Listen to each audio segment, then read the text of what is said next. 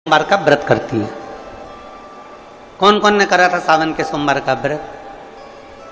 हमने भी करा था, तो हम भी उठाए। ठीक है, आप लोगों ने व्रत किया ना। अब आप में से और हम में से कई माताएं बहन भाई ऐसे होंगे जो व्रत करे होंगे, तो उन्होंने एक टाइम फलाहार किया होगा, एक टाइम जम के बोलो भोजन किया होगा। आप में से कई लोग ऐसे होंगे जिन्होंने एक टाइम फलाहार करा तो दूसरे समय पर भी फलाहार किया होगा।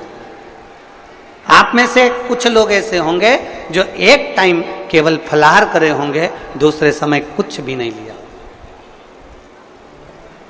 बोलो बोलो, सही है कि गलत है? अब ईमानदारी से बोलना। आप में से कई लोग ऐसे होंगे जिन्होंने दिन भर कुछ भी नहीं खाया होगा, केवल एक गिलास दूध, एक फल और बाबा का प्रसाद लेकर और व्रत कर लिया। अब आप में से कई लोग ऐसे भी होंगे जिन्होंने दोनों समय एक भोजन करा होगा और सवेरे नाश्ता भी किया होगा, दिन में पानी पूरी भी खाई होगी, शाम को थोड़ा भगर में सब खाया। अब जरा बहुत बहुत गहन चिंतन वाला विषय है, जरा ध्यान दीजिएगा। एक व्रत करा, एक टाइम भोजन, एक टाइम फलाहार, एक ने व्रत करा दोनों समय फलाहार, एक ने व्रत किया कि मैं कुछ नहीं खाऊंगा, एक फल, एक गिलास दूध, एक ने सब कुछ खाया, मतलब दिन भर भोजन कर, दिन भर भोजन कर। अब जो एक समय फलाहार कर रहा है वो भी शंकर का भगत है, जो एक दोनों समय फलाहार कर रहा है वो भी शिव का भगत है, जो एक फल ले रहा है और एक गिलास दूध ले रहा है वो भी शिव का भगत है, और जो दोनों समय भोजन कर रहा है वो भी शिव का भगत है। अब शंकर जी से पूछा जाए कि इनमें से तुम मुक्ति किसको दोगे, इनमें से तुम मोक्ष किसको दोगे, इनमें से सबसे पहले तुम किसकी सुनोगे, किसकी सुनोगे? तो भगवान देवाधिदेव महादेव का चरित्र कहता है, माता पार्वती से, पार्वती भले तुम भूखे रहो मत रहो, पर इतना जरूर करो कि किसी का दिल ना दुखे तो मैं प्रसन्न हो जाता हूं और वर प्रदान करूं। सारी दुनिया की ठोकर खा लो,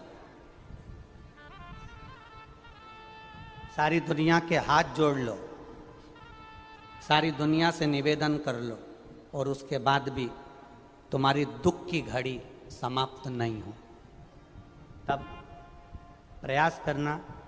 तुम्हारे घर में कोई गमला हो, कोई पौधा लगा हो, जो भी पौधा लगा हो, हम ये नहीं कहेंगे कि वो गुलाब का है कि गेंदा का है कि शमी का है कि बेलपत्री का है, जो पौधा तुम्हारे घर में लगा, जो पौधा,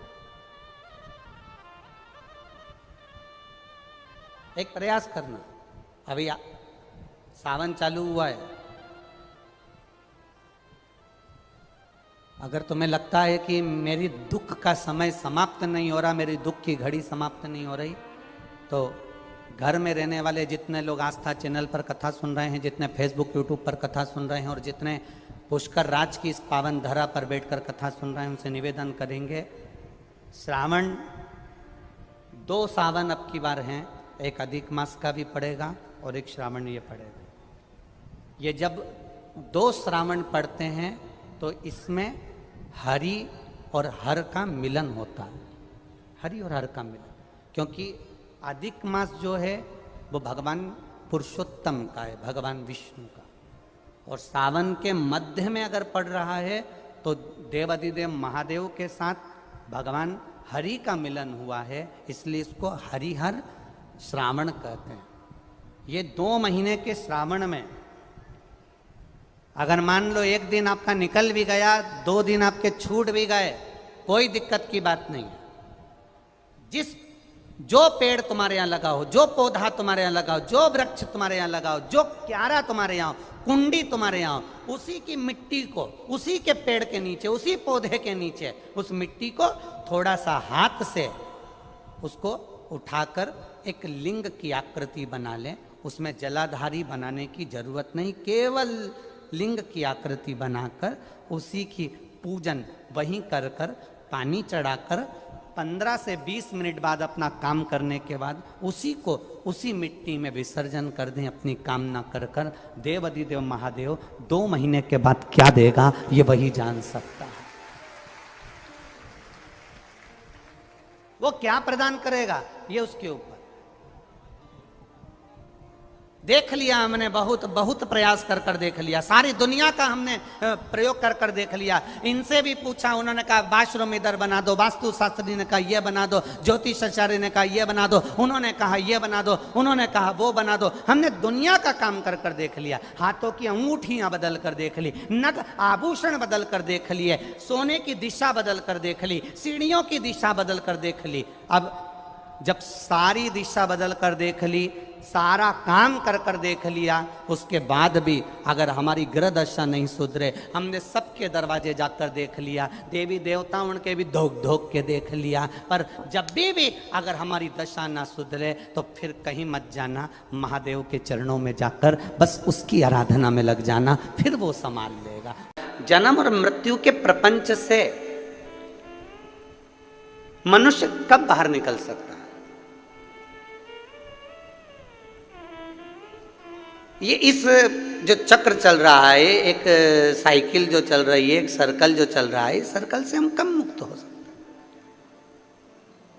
और तेरी कृपा बिना ना हिले एक भी अणु, लेते हैं श्वास तेरी कृपा से तनु तनु। हम इससे मुक्त कैसे हों? बार बार जन्म होना, बार बार मृत्यु होना, फिर जन्म होना, फिर मृत्यु होना, फिर जन्म होना, फिर मृत्यु होना, इससे मुक्ति कैसे मिल सकती है? इससे मोक्ष कैसे मिल सकता है? ये साइकिल कैसे बंद हो सकती है?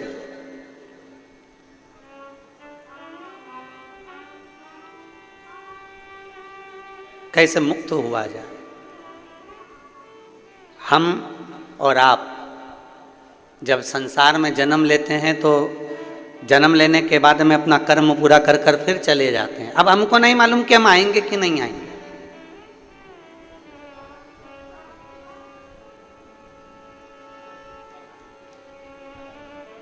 पैसा जैसे जेब में रहता है ना, और पैसा जेब में है तो खूब अच्छे वीआईपी होटल में भी रह लो, वीआईपी होटल में भोजन भी कर लो, वीआईपी होटल में आराम से रहो, खाओ पियो मौज करो। फिर तो वेटर आएगा तो वेटर भी तुम्हारा सूटकेस उठाएगा। तुम्हारे पास अगर पैसा है तो वेटर भी सर जी सर जी सर जी सर जी क्या लाऊं, क्या लाऊं, बोलो सर जी क्या लेकर आऊं, बोलो सर जी क्या लाऊं। वेटर भी आपकी हालत जरूर करेगा। और जैसे ही जेब में से पैसा गया, आप पूछा जाएगा कब जाओगे, वापिस कब पहुंचोगे। पैसा गया तो पूछना चालू हो गया। जब हम कल भिलाई से निकले तो हम हाले कोसा गए, और हाले कोसा में दिनेश जी साहू जी के यहाँ जब गए तो वहाँ एक व्यक्ति ने, एक लड़के ने प्रश्न किया, वो इन्हीं के परिवार का था, कि गुरुदेव पहले के समय में लोग तीर्थ करने जाते थे तो इतना सारा बर्तन भांडा चावल दाल सब बांध कर लेकर जाते थे, दान वगैरह, और फिर वहाँ पर जाकर अपना अपना भोजन बनाते, लकड़ी जलाते, भोजन बनाते, फिर तीर्थ करते थे। आजकल कोई भी अपने साथ में ये खाने का सामान लेकर नहीं जाता और तीर्थ चले जाते हैं। हमने कहा आज के लोग चतुर हैं, जेब में 500 के नोट की गड्डियाँ फंसाते हैं और चल जाते हैं। बस एक गड्डी दो गड्डी तुम्हारी जेब में अगर फंसी हुई है फिर तो तुम कहीं पर भी चले जाओ।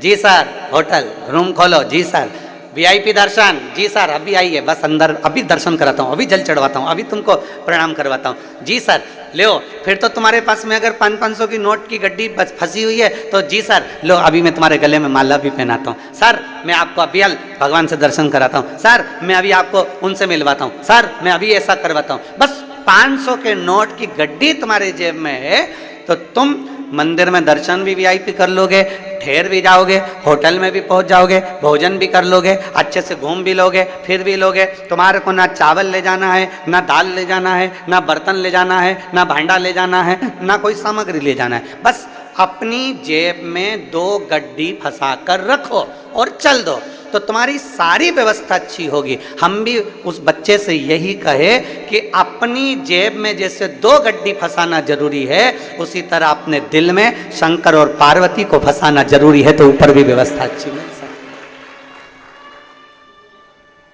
अगर ये 2 आपके हृदय में फंस गए, ये 2 आपके दिल में आ गए, तो फिर आपकी व्यवस्था ऊपर भी अच्छी है। नीचे तो नीचे जाने दो, ऊपर भी व्यवस्था अच्छी है।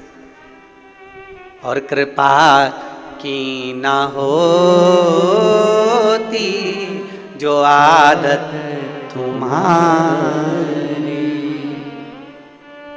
कृपा की ना होती जो आदत तुम्हारी, तो सोनी गिरे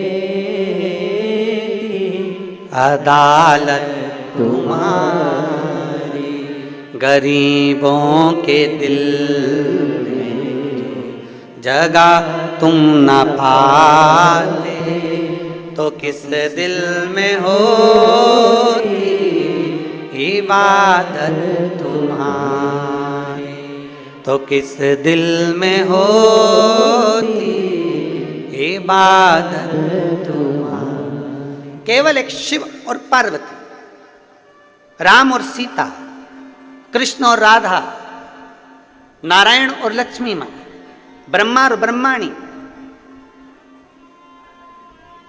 ये 2 गड्डी है हमारी, और जिसको आपने दिल में हृदय में रख लेना।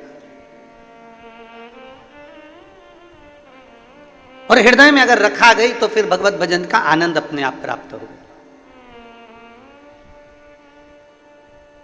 ये जो ये जजमान बने हैं, चंद्रशेखर जी पिल्ले, पूर्णिमा जी पिल्ले, श्री अनिल शुक्ला जी, श्रीमती शकुंतला शुक्ला जी, परमेश्वर सिन्हा जी, आशा सिन्हा जी, ये जो जजमान बने हैं, इन्होंने शायद सोचा भी नहीं होगा। कहाँ खड़े हो जरा, चंद्रशेखर जी खड़े हो, अनिल शुक्ला जी खड़े होइए, परमेश्वर सिन्हा जी, इन्हें सोचा भी नहीं होगा कि बाबा कृपा करेगा और सावन के महीने में, और वो भी शिवरात्रि के दिन से करुणा कर देगा। कहीं हमारे पूर्वजों का पुण्य प्रबल हुआ होगा, ये कथा के यजमान पद प्राप्त किए, कहीं उसकी कृपा हुई होगी, बैठी, कहीं उसकी करुणा हुई होगी, कहीं उसकी दया हुई होगी। एक विश्वास अपने भीतर प्रबल किया। 2 गड्डी हमने जेब में फंसा ली है और फिर तीरथ को चल दी है। बस भगवान का नाम हमने हृदय में रख लिया और चल दी।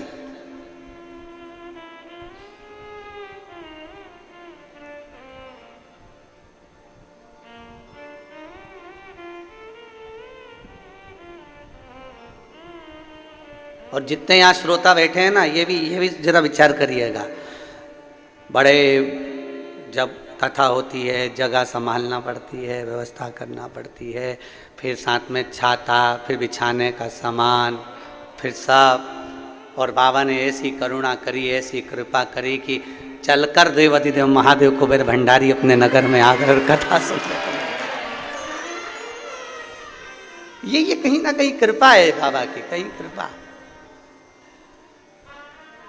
और वो 2 गड्डी तुम्हारे पास में पहले से थी, वो 2 गड्डी तुम्हारे पास पहले से थी, शंकर और पार्वती की। ये तो पक्का है कि तुमने शंकर जी को जल लपक के ही चढ़ाया है, ये पक्का। अच्छा, जोरदार चढ़ाया।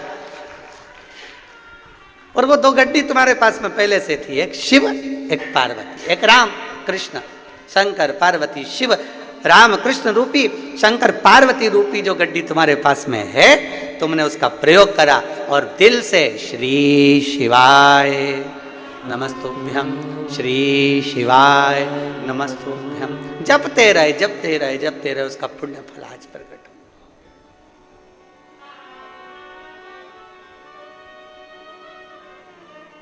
संपूर्ण जीवन का एक आनंद आप और हमको प्राप्त हो। माता सती ने प्रश्न किया काशी की धरा पर, काशी की भूमि पर,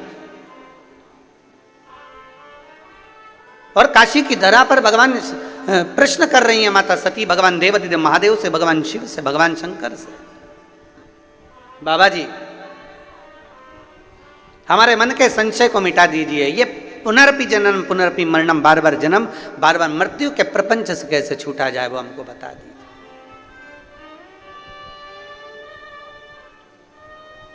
हम कैसे छूटे हैं?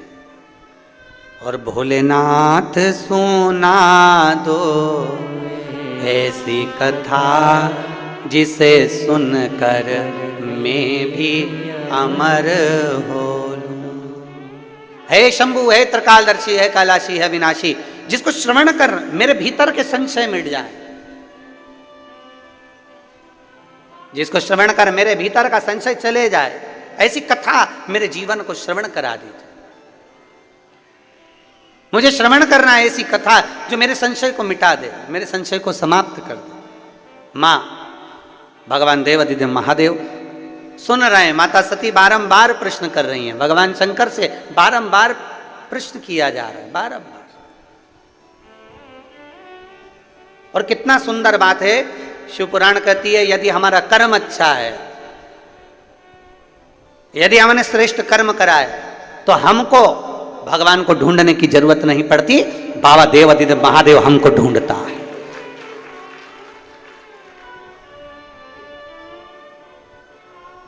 अगर हमारा कर्म अच्छा है, अगर हमारे कर्म श्रेष्ठ हैं, तो हमको बाबा को ढूंढने की जरूरत नहीं, बाबा हमें ढूंढेगा। बाबा हमको ढूंढने के लिए नहीं करते।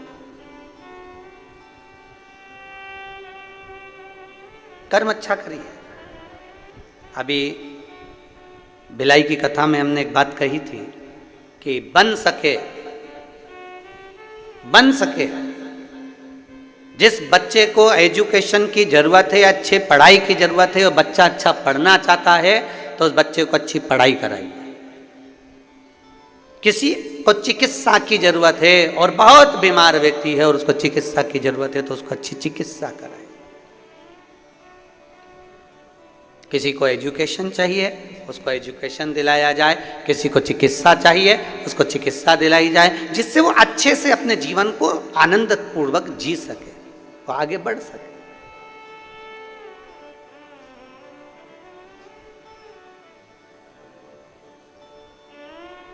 किस किसने सुनी थी भिलाई की कथा? हाथ उठाओ जरा। सभी ने सुनी है? रख लो रख लो रख लो। अगर चिकित्सा की जरूरत है तो चिकित्सा मिले, और यदि कहीं शिक्षा की जरूरत है तो शिक्षा मिले, और प्रयास करें कि अच्छी शिक्षा, अच्छी चिकित्सा जनमानस तक पहुंचे।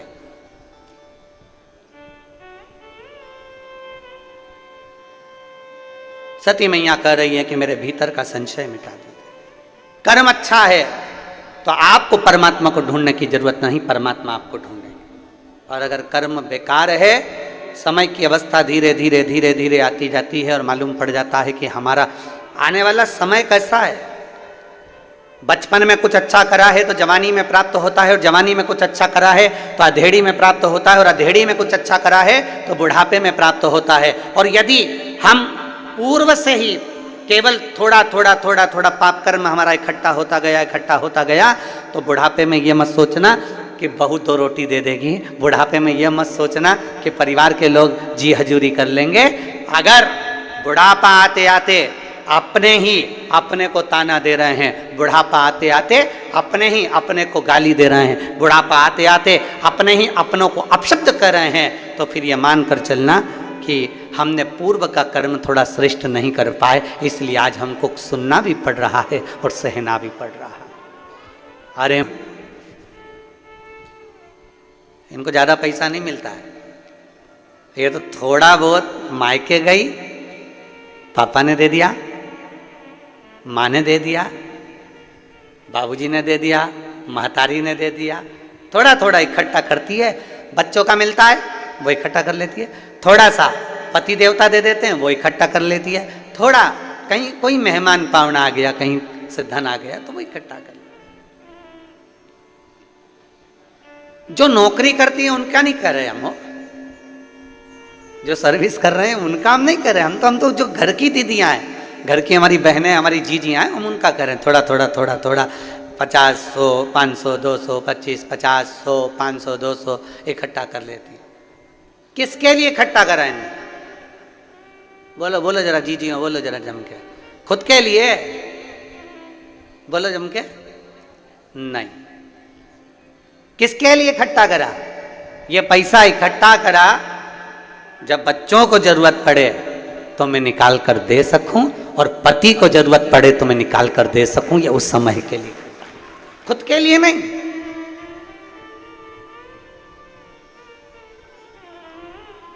एक कथा, अमलेश्वर की कथा में हमने कहा था कि स्त्री से उसकी उम्र मत पूछो और पुरुष से उसकी आय मत पूछो। स्त्री से उम्र मत पूछो और पुरुष से, जम के बोलो जरा, आय मत पूछो। क्यों? स्त्री से उम्र इसलिए नहीं पूछिए क्योंकि स्त्री अपने लिए नहीं जीती। एक नारी जब भी जीती है अपने परिवार के लिए जीती है, इसलिए नारी से उसकी उम्र नहीं पूछी जाती। उसकी उम्र नहीं पूछते कि तू कितने साल की है।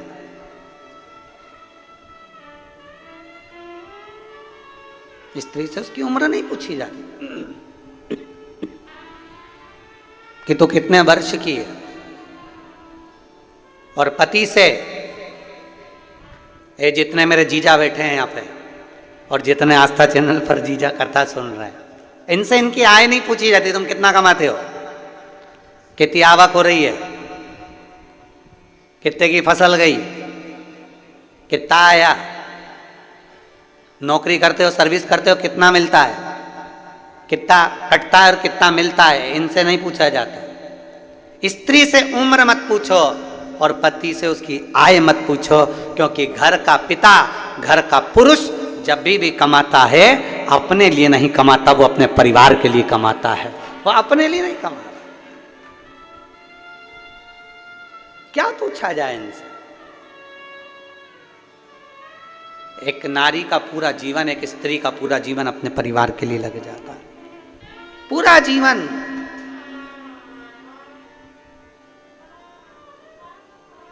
एक पुरुष का पूरा जीवन कमाने में, शुरू से बस कमाना कमाना कमाना कमाना कमाना, और कमाते कमाते कमाते कमाते उसका पूरा जीवन केवल परिवार के लिए हो जाता है, परिवार के लिए। जब उसको पता चलता है कि मेरी पूरी उम्र निकल गई और मैंने इसका भोग ही नहीं भोगा।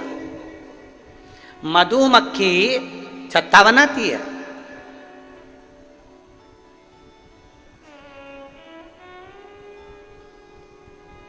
बहुत अच्छा है ये, यहाँ पे मधुमक्खी का छत्ता नहीं है।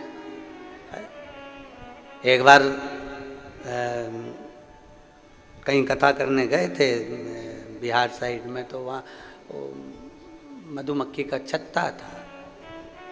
अब वो इतनी बड़ी बड़ी ये लाइटें जलती हैं, तो वो मधुमक्खी का छत्ते में से मक्खियाँ निकल निकल के सब इधर उधर।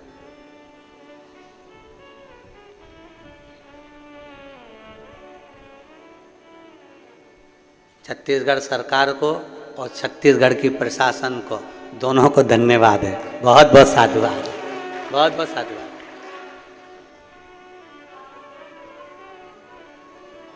मधुमक्खी अपना छत्ता बनाती है, जगह जगह से पुष्प का रस लेकर आती है और शहद बनाकर तैयार करती है। उसको लगता है मैं खाऊंगी, अब मैं तैयार करा, अब मैं खाऊंगी, अब मैंने तैयार करा, अब मैं पाऊंगी।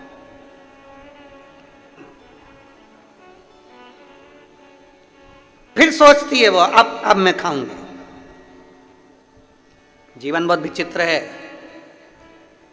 मेरी जीजियों, मेरे जीजाओं, मेरी बेटियों, मेरे बेटाओं, मेरी माताओं, मेरे भाई, मेरे बंधु, मेरी माताएं, ध्यान रखना, जीवन बड़ा विचित्र है। जब दांत रहते हैं तब खाने को चने नहीं मिलते हैं, और जब चने मिलते हैं तो मुंह में दांत नहीं रहते।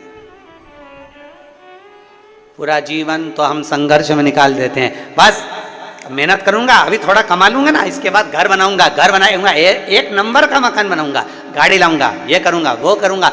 मालूम पड़े घर भी बना लिया, गाड़ी भी लिया है, पर शरीर ऐसा हो गया कि घर तो नंबर 1 का बनाया, पर ऊपर एक बार अगर चढ़ गई तो 3 दिन बाद नीचे उतरी है।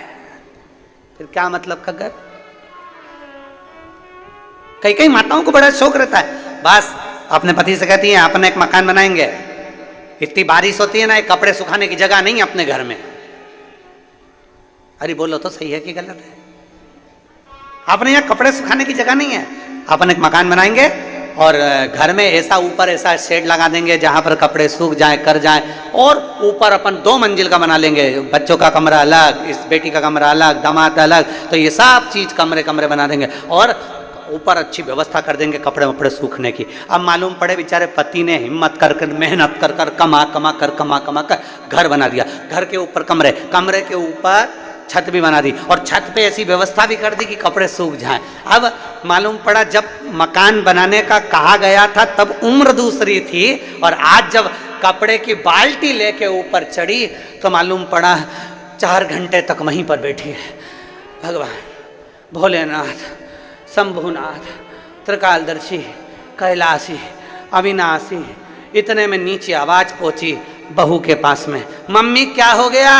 इतने में मम्मी झरोके में से झांक के बोली, तेरी मम्मी जा रही ऊपर। तुरंत नीचे से बहू दौड़ी दौड़ी ऊपर गई और मम्मी को देखा हालत खराब, मम्मी को पानी वानी पिलाया उसने। जब दांत हैं तो चने नहीं है, और जब चने हैं बोलते जाओ जम के, दांत अभी कमा रहे तो विचार कर रहे गाड़ी लूंगा, गाड़ी लूंगा, गाड़ी लूंगा, कमाते कमाते कमाते कमाते एक अवस्था डल गई और मालूम पड़े बुढ़ापे में गाड़ी भी आ गई। गाड़ी तो आ गई पर डॉक्टर ने कह दिया ज्यादा बैठ नहीं सकते, पीठ का गुरिया खसक गया। अब एक गुरिया खसक गया, अब थोड़ी देर तक गाड़ी में बैठा था, इतनी देर में तो घर पहुंचा और पत्नी कह रही जी सुनो तो सरी, कथा चल रही है, गांव का नाम नहीं बोलूंगा, यहाँ का नाम तो बोलूंगा ही नहीं।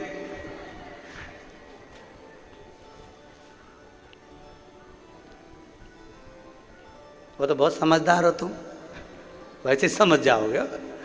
कथा चल रही है, अच्छा जाना है, अच्छा पर मैं ज्यादा गाड़ी में नहीं बैठ सकता, मेरा गुरिया खसका है। कमाते कमाते जिंदगी निकल गई। अब गाड़ी में घूमने का शौक लगा, गाड़ी चलाने का शौक लगा, गाड़ी में जाने का शौक लगा तो मालूम पड़े गाड़ी नहीं चला सकते, गाड़ी में बैठ नहीं सकते। मकान बनाने का शौक लगा, मकान तो बड़ा बन गया पर मकान में ऊपर चढ़ने का, आप सब यहाँ बैठे हो, तुम्हारा अगर 2 मंजिल का मकान होगा ना, तुम गारंटी है हफ्ते 2 हफ्ते या महीने 2 महीने 4 महीने में एक आध बार ऊपर जाते हो गए। और हम तो निवेदन करें इतनी जल्दी जाओ भी मत, क्या करोगे, एक हाथ बार का चले तो गए, ऊपर इतना धूल इतना पानी इतना फैला रहा देखा, दूसरी बार मन में सोचा कब तक करूं मैं, तो मेरे से तो बन ही नहीं, और नीचे चली गई और फिर नहीं आई ऊपर, फिर नहीं जा। दांत थे तब चने नहीं, कमाते कमाते कमाते कमाते कमाते कमाते जीवन निकल गया। और फिर भी बच्चों ने कहा तुमने हमारे लिए किया क्या? फिर भी कह रहे हैं तुमने हमारे लिए किया क्या? अरे एक माँ अपनी पूरी उम्र तुम्हारे ऊपर न्यौछावर कर देती है, और एक बाप पूरी उम्र कमाते कमाते कमाते कमाते अपनी पूरी जिंदगी तुम्हारे ऊपर पूरी कमाई हुई धन दौलत तुम पे न्यौछावर कर देती है। इसीलिए हमने भिलाई की कथा में कहा था कि दुनिया की सबसे बड़ी दौलत है, दुनिया की सबसे बड़ी दौलत समय, दुनिया की सबसे बड़ी दौलत है समय, और दुनिया की सबसे बड़ी पूंजी है माता और पिता। समय, माता पिता, इसका आदर करो।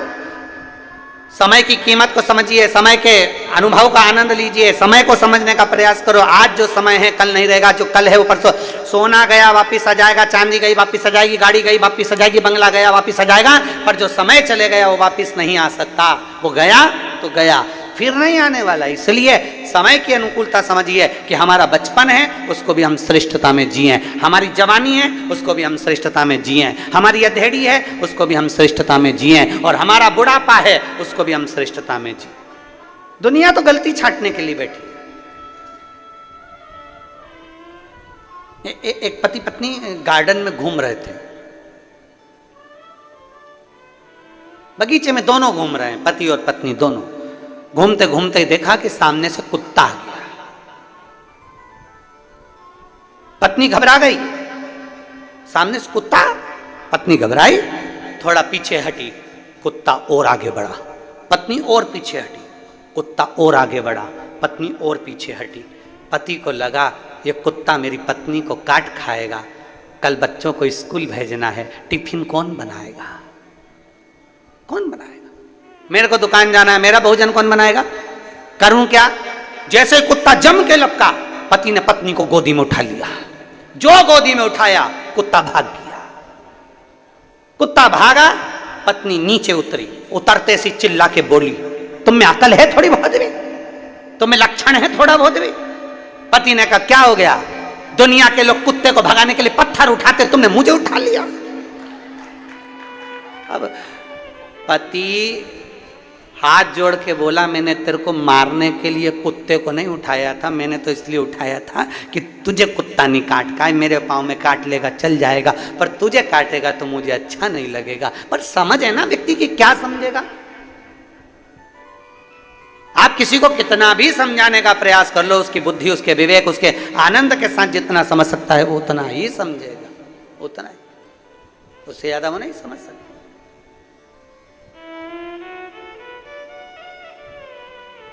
बहुत बहुत कठिन है। महाराज, ज्ञानी को समझाया जा सकता है, समझा सकते, अज्ञानी को समझाया जा सकता है। ज्ञानी को समझाना सरल है, अज्ञानी को समझाना सरल है, पर अभिमानी को समझाना दुनिया का सबसे कठिन काम है। आप अभिमान वाले व्यक्ति को नहीं समझा सकते, जिसके अंदर अभिमान भरा हुआ, अहंकार भरा हुआ, मैं और मेरा। लंकाधिपति रावण को कितना समझाया मंदोदरी ने,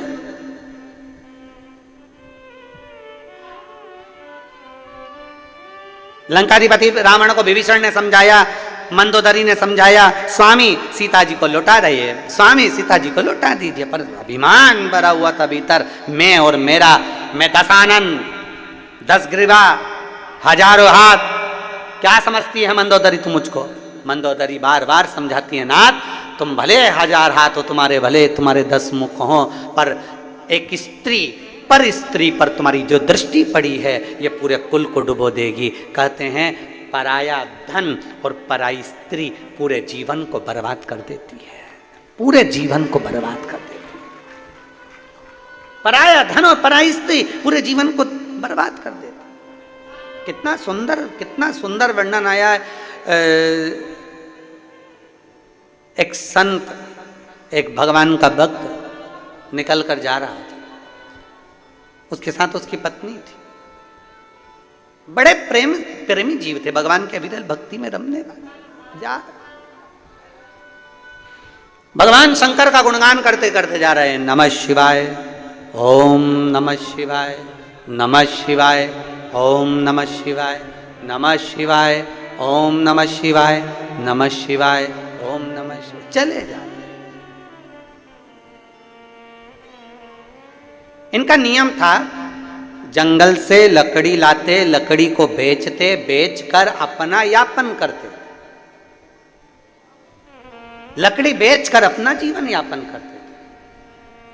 अब आज दोनों पति पत्नी जैसे ही जाने लगे, पार्वती जी ने शिव जी से कहा, बाबा, ए भोले बाबा। शंकर जी बोले, हाँ गौरा बोलो क्या बात है। पार्वती जी बोल रही हैं, बाबा ये दोनों पति पत्नी आप और हमको भजते रहते हैं, दिन भर शिव शिव शिव शिव जपते रहते हैं। ये पति पत्नी दोनों दिन रात शंकर का नाम लेते हैं, बाबा बहुत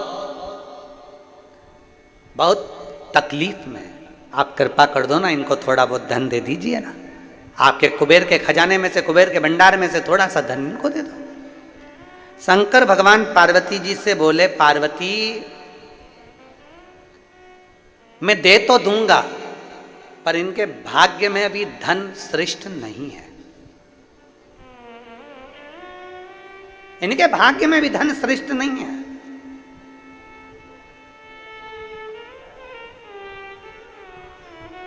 जिसका जितनी किस्मत में होता है, जब भाग्य में होता है तब प्राप्त होता है। जरा विचार करिएगा, कथा मुंगेली में होने वाली थी, डोम लग चुका है, स्टेज बन चुका है, मंच व्यवस्था हो चुकी है, सारी व्यवस्था हो चुकी है, पर पानी कीचड़ सब उस पंडाल में इतना भर चुका था कि पांव रखो और पांव उसमें जा रहा है, दब रहा।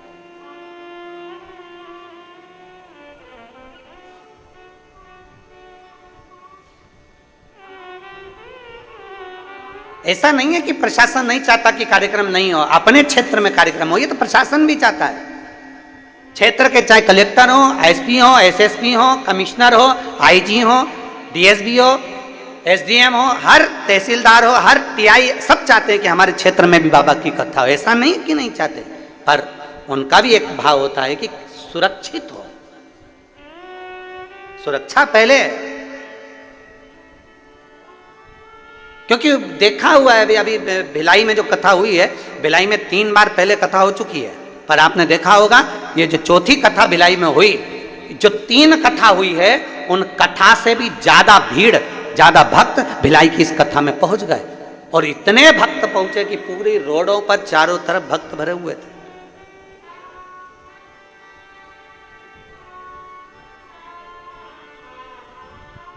अब कथा होना थी उंगली के अंतर्गत, कथा कहीं हो सकता है कि आप आए नहीं और सुबह हो गई, मेरी पूजा की थाली धरी की धरी रह गई। वो तराजू होता है ना, तराजू में एक इधर भी वजन रख के देखा जाता है, इधर का भार की इधर का भार। हमें तो लग रहा है छत्तीसगढ़ का कांटा यहाँ था और इधर भी भार देखा गया, तो हो सकता है तुमने पानी ज़्यादा चढ़ाया होगा, तराजू उधर टप गया।